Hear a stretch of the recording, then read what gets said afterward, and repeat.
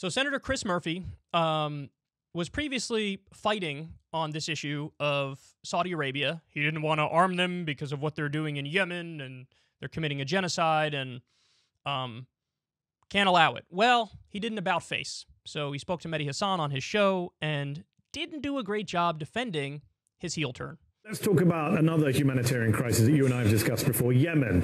I've had you on this show. You and I have agreed about the Saudis' pernicious and brutal role in that country. You have led the opposition to the US-led war in Yemen over the last, Obama, Trump, and Biden. And yet, last month, the Senate voted down a resolution that would have prohibited a $650 million arms deal with Saudi Arabia. Ahead of the Senate vote, Bernie Sanders, Rand Paul, people you've allied with in the past on this issue, they came out against it. They said, do not sell those weapons. You voted in favor of selling those weapons, even though you've repeatedly criticized America's arms deal with Saudi Arabia. And last year, you even said you supported a suspension of all weapon sales to Saudi Arabia until there is a substantial change in behavior. There hasn't been, so why did you do that last month?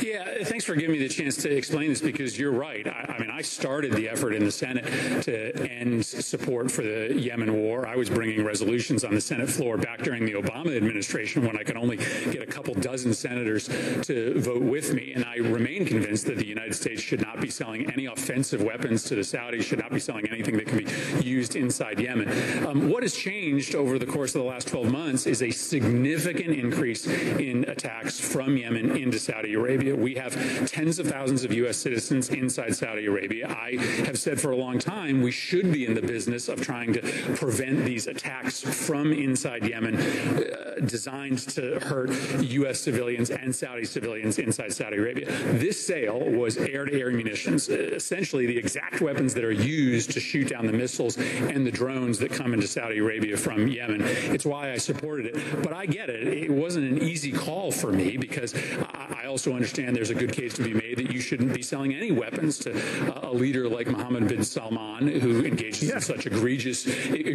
behavior in his own country and around the region. But in this case, I think that those defensive sales are in the U.S. interest, especially seeing that we have so many citizens in Saudi Arabia. Total nonsense.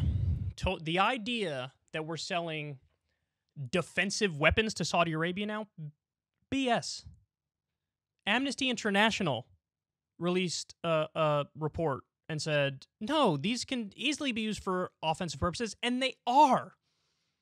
Look at this totally corrupt, smug prick. Everybody, by the way, I didn't do this before the segment, but you go and check where his campaign contributions are coming from. I guarantee you some of them are coming from defense contractors. So he's serving his donors by giving the Saudis more weapons, voting to give the Saudis more weapons.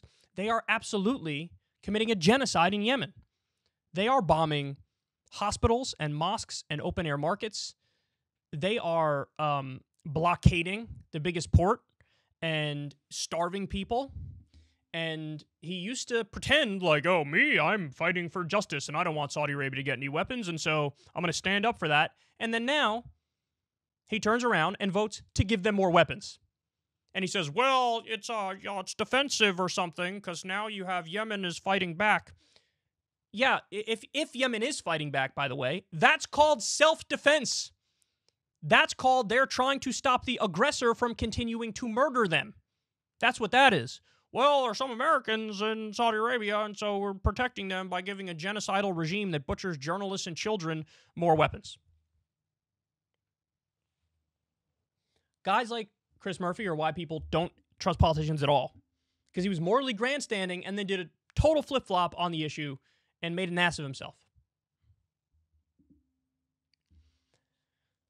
It's shameless. I don't know how Chris Murphy looks at himself in the mirror. I don't know. I don't know how he sleeps at night. I mean, he's just a miserable failure and a corrupt goon and a puppet to a genocidal dictator. That's what he is.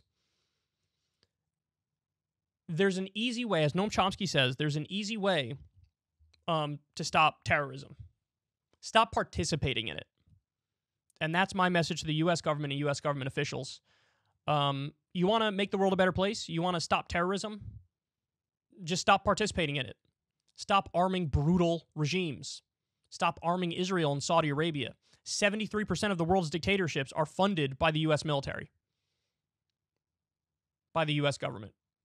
73%. We arm 73% of the world's dictatorships as we lecture the world about human rights and values and justice.